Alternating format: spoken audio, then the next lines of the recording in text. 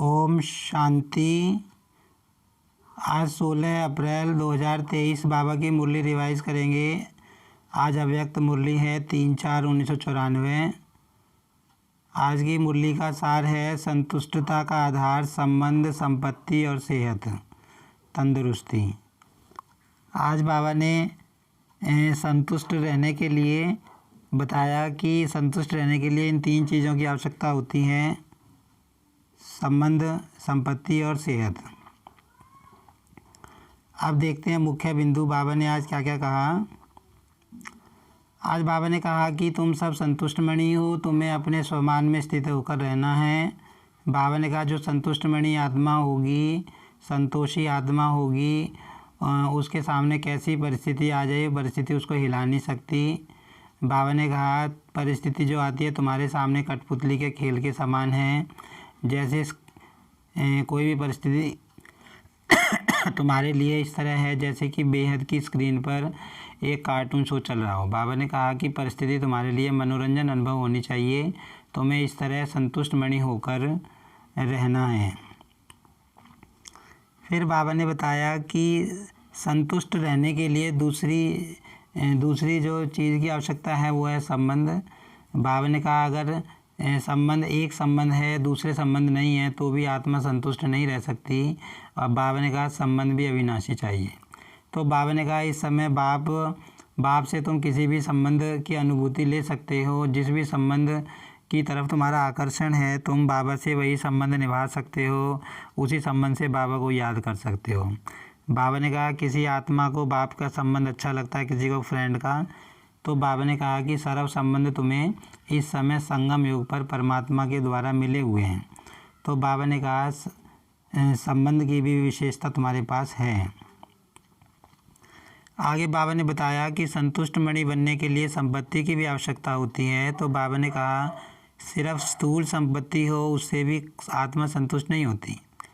स्थूल संपत्ति के साथ साथ गुणों की संपत्ति, शक्तियों की संपत्ति और ज्ञान की संपत्ति भी आवश्यक है। तो बाबा कहते हैं गुण, ज्ञान और शक्तियाँ ये सर्व खजाने बाबा द्वारा तुम्हें मिल रहे हैं। तुम्हें सर्वश्रेष्ठ संपत्ति भाव का वरदान बाबा के द्वारा मिल रहा है। तो बाबा ने कहा तीसरी चीज़ जो बाबा ने बताई कि संतुष्ट रहने के लिए वो चाहिए, वो बाबा ने बताई कि तंदुरुस्ती। तो बाबा ने कहा शरीर भले तुम्हारे तंदुरुस्त ना हो लेकिन इस समय ज्ञान के खजाने से आत्मा तो तुम्हारी तंदुरुस्त बन रही है। और बाबा कहते हैं जो इस समय आत्मा तुम्हारी शक्तिशाली बन रही है वो भविष्य निरोगी काया भी लेकर आएगी। भविष्य में तुम्हारी निरोगी काया भी बनेगी और तुम भविष्य में 21 जन्मों के लिए तंदुरुस्त बन जाओगे। तो बाबा ने बताया कि तुमको संपत्ति, संबंध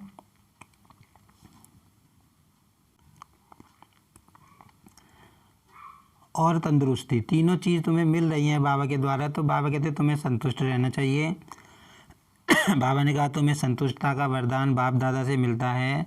तो बाबा ने एक बात बताई कि तुम सिर्फ वरदान सुनकर खुश ना हो जाओ, है ना। ये मत सोचो कि हाँ खुश हो, सिर्फ इतना सोचकर खुश मत रह जाओ कि हमें बहुत अच्छा वरदान मिला या डायरी में नोट कर लिया। बाबा कहते उस वरदान को तुम्हें फलीभूत भी करना है। बाबा ने कहा कि बार बार वरदान को स्मृति में लाओ, बार बार अपने स्वमानों को स्मृति में लाओ। जितना स्वमान को स्मृति में लाओगे तुम्हारे जीवन में वो प्रयोग होते जाएंगे। बाबा ने कहा सिर्फ उनको डायरी में लिख कर मत रख दो, उन्हें बार बार याद करो, स्मृति में लाओ, उसको स्वरूप में लाने की धूप दो, तब वो फलीभूत होंगे, तब उससे फल मिलेगा।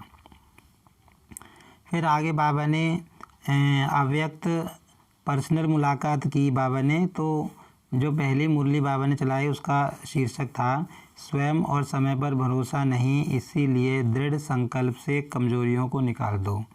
तो इस मुरली में बाबा ने बताया कि तुम विश्व कल्याणकारी आत्मा हो। बाबा ने कहा विश्व कल्याणकारी वही बन सकता है जिसके पास सर्व शक्तियों का खजाना हो। तो बाबा ने कहा चेक करो क्या तुम्हारे अंदर सर्व शक्तियाँ आई हैं या किसी शक्ति की कमी है। तो बाबा ने कहा तुम्हारे अंदर कोई भी कमजोरी नहीं रहनी चाहिए, सर्व शक्तियाँ तुम्हारे अंदर होनी चाहिए।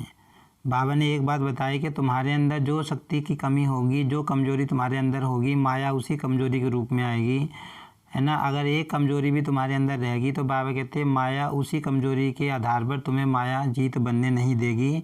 इसीलिए तुमको सारी कमजोरियों को समाप्त कर देना है दृढ़ संकल्प से। बाबा ने कहा कि तुम्हारा स्लोगन है अब नहीं तो कब नहीं।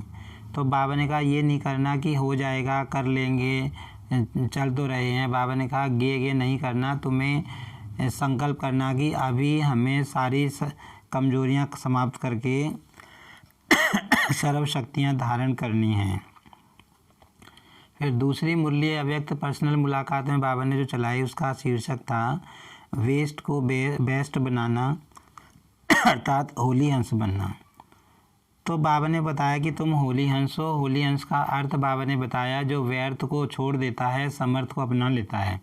तो बाबा ने कहा कि संकल्प, बोल और कर्म, तीन चीज़ बाबा ने बताई। संकल्प, बोल और कर्म तुम्हें चेक करने हैं। अगर व्यर्थ हैं तो उनको परिवर्तन करना है। समर्थ में व्यर्थ कर्म, व्यर्थ बोल, व्यर्थ संकल्प बाबा ने कहा तुम्हारे होने नहीं चाहिए। फिर बाबा ने बताया कि तुम राजयोगी हो। राजयोगी का मतलब अपने ऊपर कंट्रोलिंग पावर रखने वाले। बाबा कहते तुम किंग हो, राजा हो, तुम्हारी अपने कर्मेंद्रियों के ऊपर कंट्रोलिंग पावर होनी चाहिए। तो बाबा कहते सिर्फ भी ऐसे नहीं कि एक बार याद किया। बाबा कहते तुम बार बार स्वमान की सीट पर सेट हो जाओ और बार बार याद करो कि मैं कौन हूँ, मैं राजयोगी हूँ, मैं कर्मेंद्रिय जीत हूँ। तो बाबा कहते तुम राजयोगी बनकर होली हंस बनकर रह पाओगे। तो बाबा ने कहा कि जब तुम बार बार रिवाइज नहीं करते अपने स्वमान को तो वो कर्म करते हुए वो स्मृति विस्मृति में चली जाती है। तो तुम्हें बार बार यही सोचना है कि मैं राजयोगी हूँ और समर्थ स्थिति में स्थित रहना है। बाबा ने कहा ये 63 जन्म तो तुमने वेस्ट किया, अब एक जन्म बेस्ट में जमा करने का है, तो इस पर तुम्हें ध्यान देना है। आज की मुरली में वरदान है अटूट याद द्वारा सर्व समस्याओं का हल करने वाले उड़ता पंछी भव। तो इसमें बाबा ने बताया कि तुम्हारी याद अटूट होनी चाहिए। बाबा ने कहा कि तुम कहते हो मेरा बाबा, तो बाबा ने कहा मेरे पर अधिकार होता है, मेरी जो चीज़ होती है वो सहज याद आती है। तो बाबा कहते तुम्हें बाबा की याद स्वतः आनी चाहिए, है ना, और तुम्हारा योग निरंतर का होना चाहिए, अटूट योग होना चाहिए। तो बाबा कहते तुम्हारा योग ऐसा होना चाहिए जैसे कि तुम बाबा के प्यार में खोए हुए हो, बाबा की लगन में मगन हो। तो बाबा कहते जब तुम अटूट याद में रहोगे तो सर्व समस्याओं को उड़ती कला से पार कर लोगे। बाबा कहते फिर समस्याएं तुम्हारे सामने अड़चन नहीं बनेगी, तुम उड़ता पंछी बन जाओगे। बाबा कहते आज की मुरली में स्लोगन है मनन शक्ति के अनुभवी बनो तो ज्ञान धन बढ़ता जाएगा रहेगा।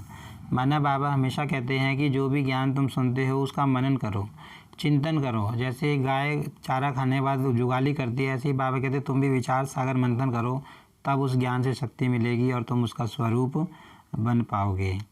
आज की मुरली से हम स्वमान लेंगे मैं आत्मा राजयोगी हूँ। अच्छा, ओम शांति।